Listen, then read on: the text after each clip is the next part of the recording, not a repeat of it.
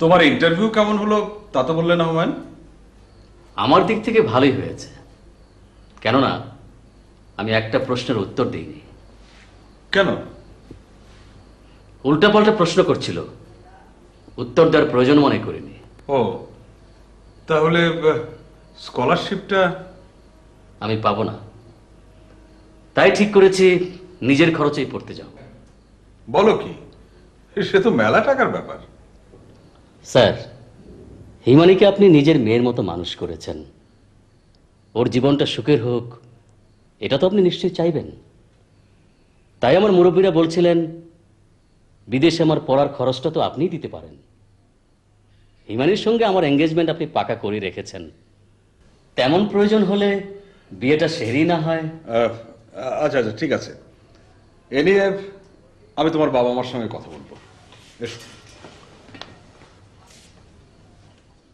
With tears in my eyes, with blood in my heart, আমি তোমাকে appeal করছি, আমাকে প্রেম দাও, রিফিউজ করো না প্লিজ। বিনিময়ে আমি তোমাকে এই পুরো ঢাকা শহরটা দিয়ে দেব। হিমানি, ওই 4 নম্বর কেবিনের পেশেন্ট। আহ, কাবাব মে হাড্ডি।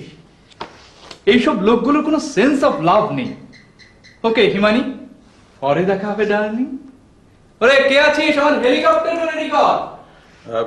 হিমানি, 4 নম্বর কেবিনের পেশেন্টটাকে আজই রিলিজ করে দাও। স্যার, মিসেস খান কামরায় বসে আছেন। ও আচ্ছা, ওর ছেলের কি কোনো খোঁজ পাওয়া গেল? আজও তো না বললেন। আচ্ছা, তুমি এখন আর আমার কামরায় কাউকে পাঠিও না। জি স্যার।